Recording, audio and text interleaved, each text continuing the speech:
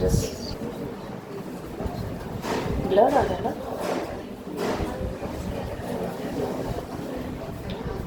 Everybody start करेंगे आपका chapter electricity.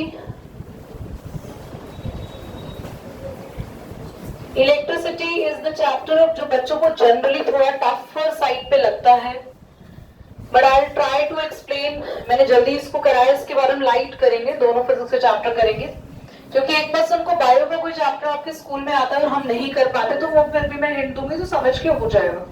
तो फिजिक्स के दोनों ही चैप्टर आप लोगों के मिड टर्म्स में आएंगे ऑफ कोर्स, तो आपको पढ़ना जरूरी है. इलेक्ट्रिसिटी का मीनिंग सबको आता है, दैट मीन्स बिजली. हाँ, गाना सुना था, बिजली गिराने में हूँ वही. तो मानव कह रहा कहते हैं मुझको, very good Manav. So bijli is the electricity and we are going to learn that क्या है इसकी मिस्ट्री सॉल्व करता है. इलेक्ट्रिसिटी पढ़ने से पहले हम कुछ नई चीज पढ़ेंगे, चार्जेस, जिसके बारे में आप बचपन से पढ़ते हुए आ रहे हो, बचपन से सुनते हुए आ रहे हो. एक तुम्हें आगे बुला लो, नहीं, एक स्केल लेंगे और स्केल को रब करेंगे अपने सर पे. याद आओ, एक minute, relax relax, very good. Paper चिपक जाता है. अब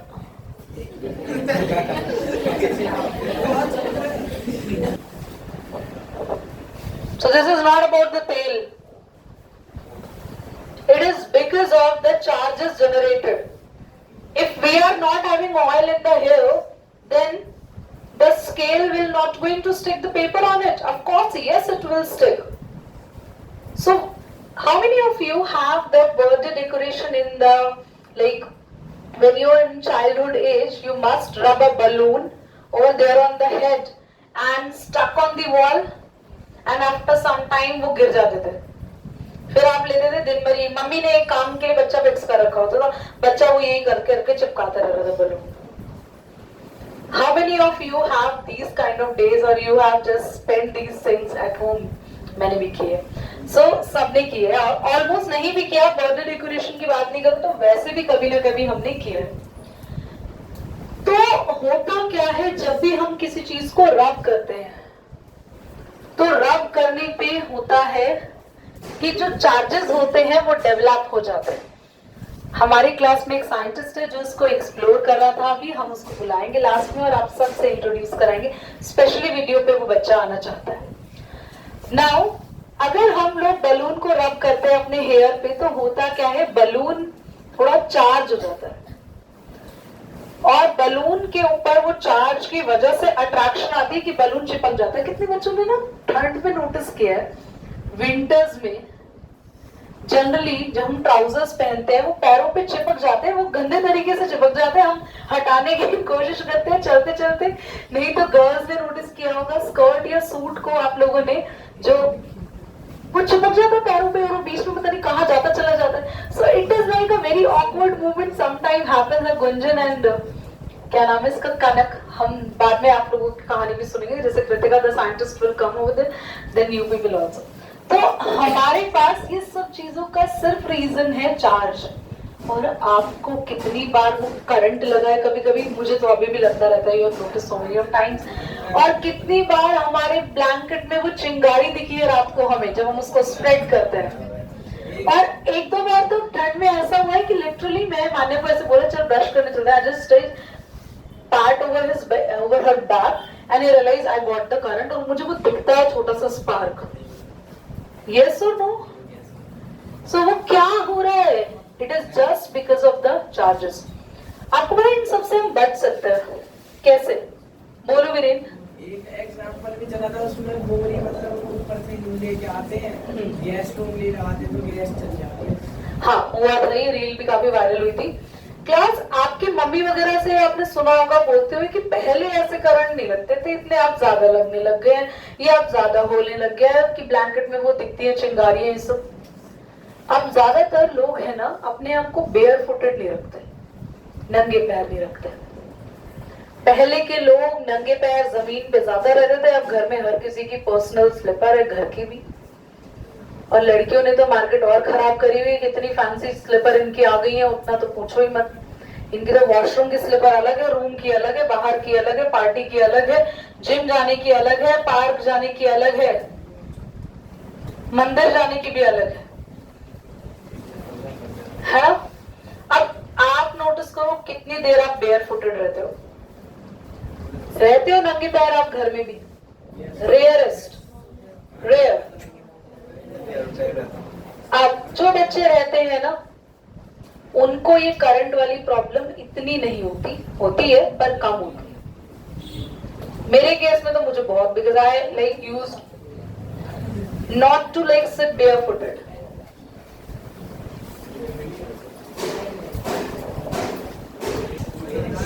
ओके, चार्जेस में 2 टाइप के चार्जेस होते हैं, पॉजिटिव एंड नेगेटिव। ये हमने छोटी क्लासेस में पढ़ा है। दो सेम चार्जेस जो होते हैं वो हमेशा एक दूसरे को रिपेल करते हैं। पॉजिटिव चार्ज एक दूसरे को रिपेल करेगा, और पॉजिटिव चार्ज और एक दूसरे को अट्रैक्ट करेगा। इसीलिए जरूर जब बलून को आपने रब किया होगा तो बलून पे कोई एक्स्ट्रा चार्ज डेवलप होगा, और अगर वो वॉल पे स्टिक हो गया तो वॉल पे कौन सा चार्ज है उसका, या फिर वहां पर ये प्रोसेस भी हो सकता है कि वॉल न्यूट्रल है, कोई चार्ज नहीं है वॉल पे, बलून क्या हो गया, चार्ज। जब भी बलून उस वॉल पे चिपका तो बलून ने अपना चार्ज वॉल को देना शुरू किया, इसे कहते हैं डिस्चार्जिंग। और जितना चार्ज बलून पे था बलून ने दे दिया, और तब तक वो चिपका रहा, उसके बाद वो गिर गया। समझ आया? चार्ज की यूनिट क्या होती है, मैंने लिखवाया है, दैट इज कूलॉम्ब। एक क्वेश्चन करेंगे, जल्दी से लिखेंगे आप सभी। Calculate the number of electrons constituting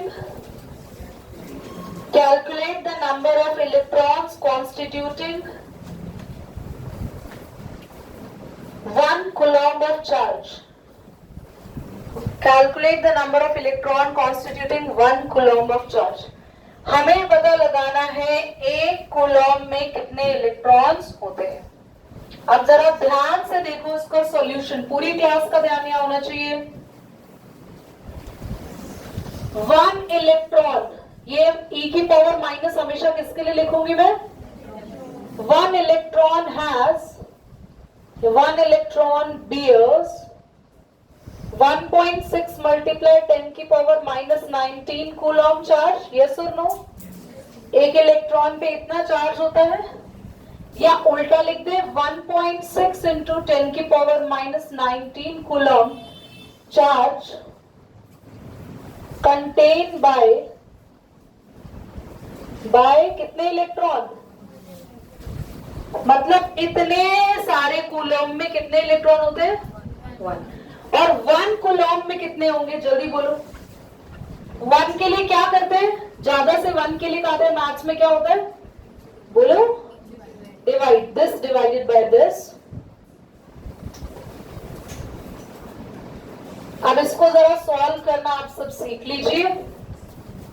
यहां पे कर रही हूं क्योंकि नीचे हो सकता है किसी बच्चे को ना दिखे, आप उसके नीचे ये कैलकुलेशन लिखना। 1.6 इंटू 10 की पावर माइनस 19 इलेक्ट्रॉन्स हम यहाँ सॉल्व करेंगे। पॉइंट हटा के 10 आ गया, माइनस 19 ऊपर चला गया और हो जाएगा 10 की पावर प्लस 19। समझ में आया? समझ आया? 2 के टेबल से इसे कैंसिल कर सकते हैं। 2 5 are 10, 2 8 are 8 के टेबल से 5 कैंसिल होगा, 0.6 आएगा, 8 6 are 48, और 0.6 इंटू 10 की पावर प्लस 19, प्लस लगाने की जरूरत नहीं होती, 19 इलेक्ट्रॉन्स आपका आंसर आ गया। इतने सारे इलेक्ट्रॉन के पास क्या होगा, कितने कूलॉम्ब चार्ज होगा? कुछ बच्चों को उल्टा लग रहा होगा कि दीदी इतना सारा चार्ज 1 कूलॉम्ब, ये सारा नहीं है, ये कम वैल्यू है, क्योंकि 10 की पावर देखो किसमें है, माइनस में। 10 की पावर माइनस का मतलब पता है ये वैल्यू कितनी है, जरा देखो। माइनस 19 को प्लस बनाने के लिए पावर कहां ले आओ? अब जरा इसको देखना ये क्या है, ये 10 की पावर 19 का मतलब पता है क्या है, कि पॉइंट कितने डिजिट के पहले है। 1 से पहले आप 19 जीरो लगा लो, बहुत सारी जीरो आएंगे, 19 जीरो, फिर जाके 16। तो क्या ये बड़ा नंबर है? 0.000000, कितना छोटा नंबर है। तो इसीलिए एक इलेक्ट्रॉन में बहुत थोड़ा सा चार्ज होता है, ये बहुत थोड़ी सी वैल्यू है। तो 1 कूलम बहुत बड़ा अमाउंट है, ये तो बहुत छोटी वैल्यू है ना, और 1 कूलम एक बड़ी वैल्यू है। इसमें कितने इलेक्ट्रॉन आएंगे, तो उसमें इतने सारे इलेक्ट्रॉन्स आ रहे हैं। ठीक है, करिए पॉज, जल्दी नोट। इंसुलेटर्स,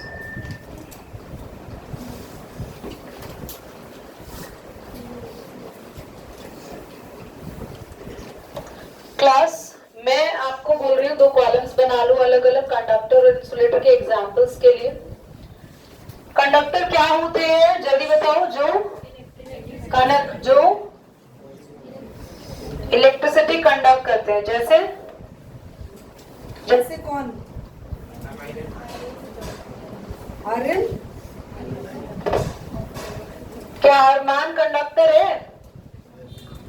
हाँ, एक एग्जाम्पल करेंगे हम, एक वायर लेंगे जो बिल्कुल न्यूड होगी, न्यूड समझते हैं, उसकी कवरिंग हटा रखी है हमने, उस वायर को पकड़ा देंगे हम अरमान के एक हाथ पे, और दूसरी तरफ से हम वीरेन से हेलो करने को बोलेंगे उसको, और दोनों ने चप्पल नहीं पहन रखी होगी, जमीन पे खड़े हैं, तो क्या अरमान के थ्रू करंट वीरेन तक पास हो जाएगा?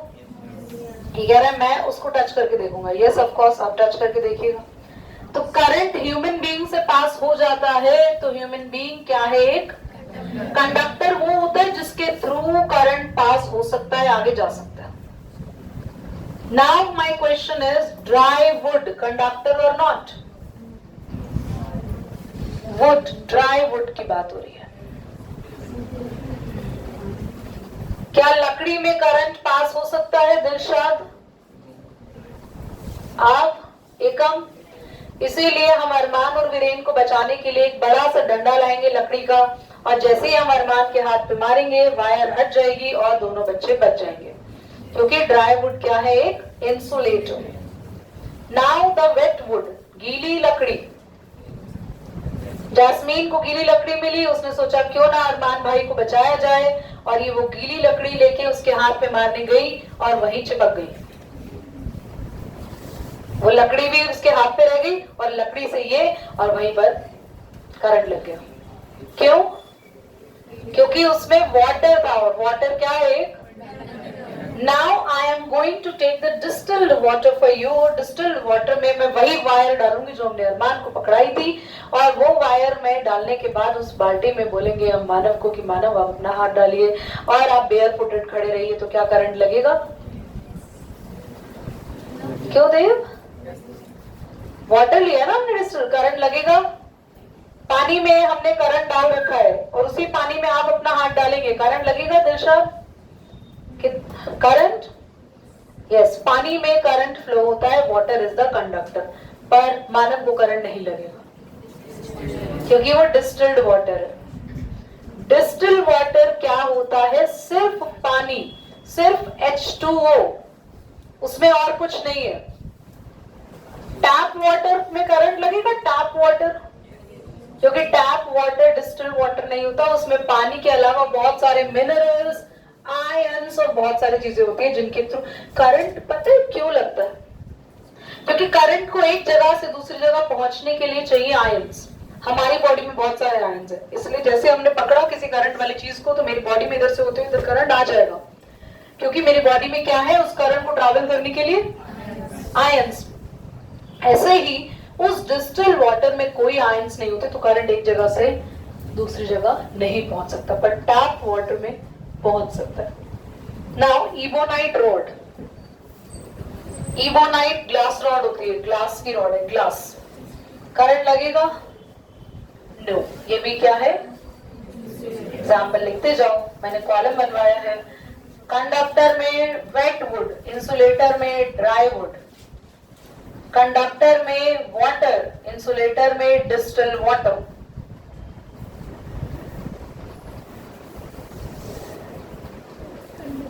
वाटर, वाटर के साथ टैप वाटर भी लिख सकते हो, ब्रैकेट में टैप लिख दो। इंसुलेटर में डिस्टिल वाटर, इंसुलेटर में ebonite rod, EBONITE, ebonite rod.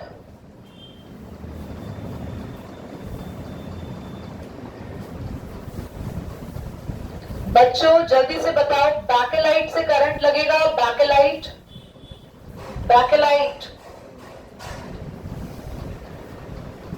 नहीं बता? ये स्विच बोर्ड का प्लास्टिक, इसको बोलते हैं बैकेलाइट।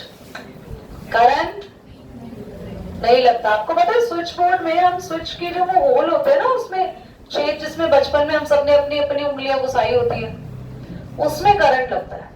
नहीं तो आपका स्विच बोर्ड पे अगर आपने गीले उंगली से हाथ रखा तो साइडों में जो वो गैप होता है वहां से करंट ट्रैवल आपको पकड़ सकता है, ठीक है? वरना स्विच बोर्ड एक ऐसा मटेरियल है, उस प्लास्टिक के थ्रू करंट आपको नहीं लगेगा। बैकेलाइट लिख सकते हैं इंसुलेटर में, और कंडक्टर में ह्यूमन बॉडी लिख लो। अब आएंगे स्टैटिक और करंट इलेक्ट्रिसिटी। हेडिंग डालेंगे two types of electricity. Heading डालेंगे two types of electricity.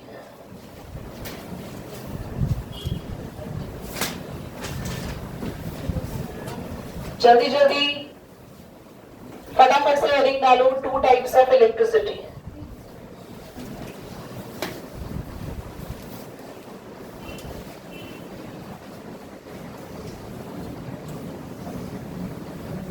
Static और करंट।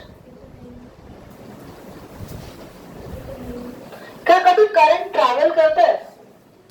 हाँ महक, करंट ट्रैवल करता है? कभी चलते चलते तुम्हारे पास आया और तुम्हें लग गया? Do current travels? कब? हाँ वायर से। वायर को पकड़ने जाओगे तो लगेगा खुद वायर चल के आएगी तुम्हारे तक कि hello Jitesh I am coming, तुम्हें करंट लगा रही हूं मैं। लगा? लगता है क्या? तो पर कह तो रहे हैं हम, स्टैटिक वो इलेक्ट्रिसिटी है जो ट्रैवल नहीं करती, करंट वो इलेक्ट्रिसिटी है जो ट्रैवल करती है। तो कौन सी इलेक्ट्रिसिटी ट्रैवल करती है भाई? थंडरस्टॉर्म। बिजली कड़कती कहाँ है? आसमान में। तो गिरती है तो करंट ऊपर से नीचे आ गया, हवा में ट्रैवल हो गया। सो वो कैसा करंट है, कैसी इलेक्ट्रिसिटी है? Current electricity. और जो इलेक्ट्रिसिटी ट्रैवल नहीं करती, अपनी ही जगह रहती है, उसके लिए करंट लगना है तो खुद जाना पड़ेगा उस चल के उस वायर के पास और चिपक जाओ और आपको पता चल जाएगा करंट वही है। That is static. Write down बेटा, मेक अ पॉज, हम लिखवा रहे हैं इसको। Today we are going to learn the next topic, electric potential. Heading डालेंगे electric potential.